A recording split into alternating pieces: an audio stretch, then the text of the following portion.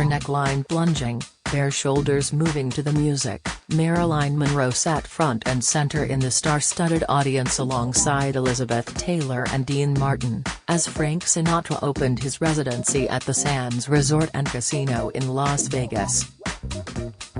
It was 1961, and a long-running clandestine love affair between Old Blue Eyes and Monroe was poised to culminate in a trip down the aisle that would shock an unsuspecting Hollywood. But that night, Monroe had broken one of Sinatra's cardinal rules, making him think twice about tying the knot. Marilyn was very drunk in public, her breasts falling out of her dress, swaying in her seat, and there was nothing Frank hated more than a woman drunk in public, says Ed Epstein, author of the new book, Frank and Marilyn. The exposé reveals the desire and dysfunction behind their secret 7-year on-off affair. She was taking barbiturates swashed down with Dom Perignon champagne, having a tough time psychologically, says Epstein. Frank was furious. He thought women should be ladylike. But he was really troubled by her psychological weaknesses, loneliness and insecurities that she drowned in alcohol and pills. Their marriage plans fell apart, but Monroe and Sinatra remained lovers, friends with benefits, as Epstein puts it, until her death from a drug overdose in 1962, aged 36. Even then, their affair was known only to their closest Hollywood confidants.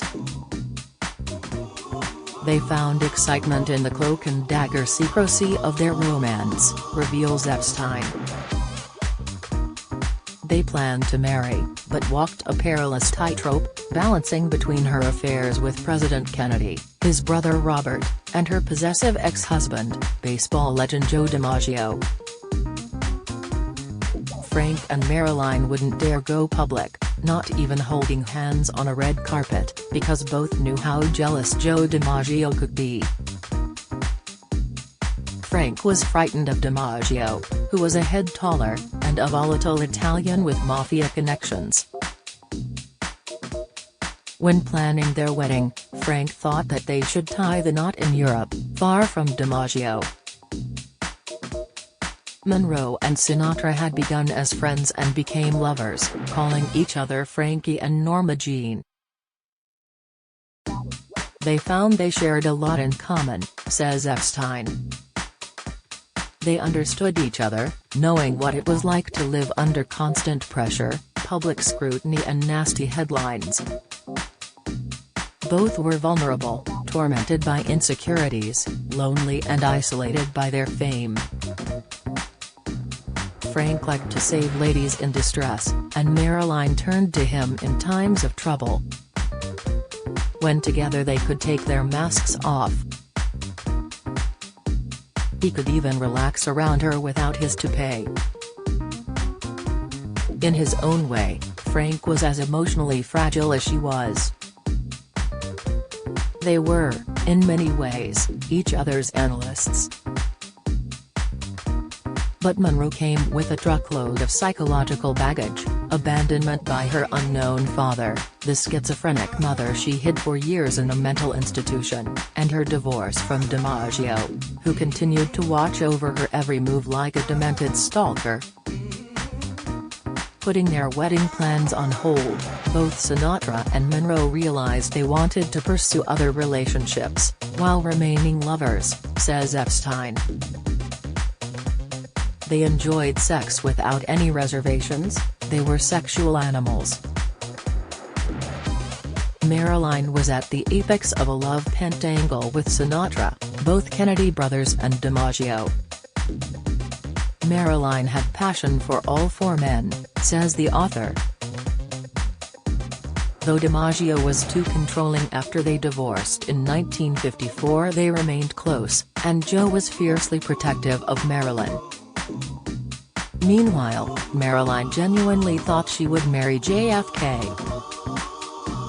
"It was a mess."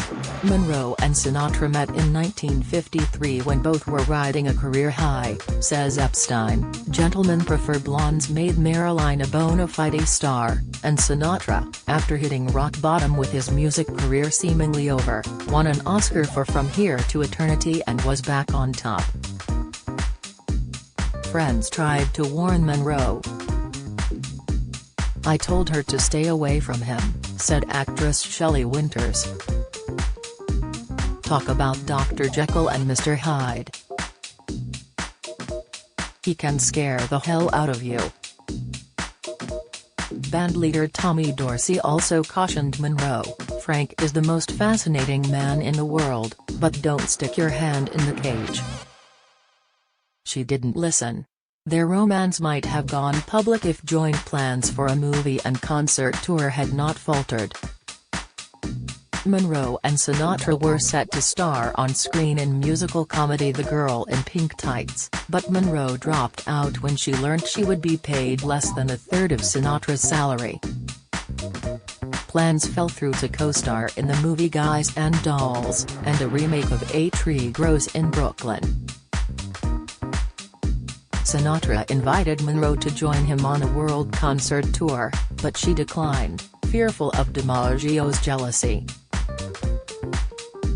Yet Sinatra took her sailing on a private yacht, bought her diamond and emerald earrings, a fur coat, and gave her a white poodle she named Math, after his mafia connections. Monroe also loved Sinatra's singing. "She'd play Frank's music all the time at home," says Epstein. Marilyn told a friend that Frank was a skillful, unselfish lover, but confessed, "He's no Joe." Monroe finally succumbed to DiMaggio's obsession and wed America's greatest living sporting hero in 1954. They lasted only 274 turbulent days before she filed for divorce and slipped into Sinatra's arms. Yet throughout their relationship, Sinatra and Monroe indulged other lovers. She bedded Marlon Brando, and married playwright Arthur Miller. Sinatra romanced Gloria Vanderbilt and was briefly engaged to Humphrey Bogart's widow Lauren Bacall. And Monroe remained close to her ex-husband DiMaggio. John and Robert Kennedy dangerously added their libidos to the mix. It was Frank who introduced Marilyn into the Kennedys' circle, not anticipating them becoming her lovers, says Epstein. Marilyn honestly thought she would marry JFK and he'd divorce his wife Jackie. But when the Kennedys dumped Marilyn and stopped taking her calls, she threatened to go public about their affairs. Her fling with Robert Kennedy had sent Monroe into a downward spiral, teetering on the verge of a nervous breakdown. Sinatra invited her to join him to recuperate at his Cal Navar Resort Hotel on the California-Nevada border, but even then an insecure Monroe begged DiMaggio to stay in a nearby hotel in case she needed him. Marilyn was caught between a rock and a hard place, says Epstein. She knew Frank believed in medical science and following doctors' orders, and was terrified that he would send her to a mental hospital for treatment. Joe had pulled her out of a mental institution before, but was possessive and domineering, and wanted Marilyn to stay at home and give up her career. She didn't like either solution. At Cal Navar, Monroe overdosed on barbiturates, and Sinatra walked her around the room battling to keep her awake. She wants to kill herself, he told friends. I've been there, says Epstein. Marilyn fell apart at the very end. She didn't have the strength to, in Frank's words, pick herself up and get back in the race. Shortly after returning to Los Angeles, Monroe was found dead at the home of a drug overdose. Before going to bed for the last time, she had played Sinatra records.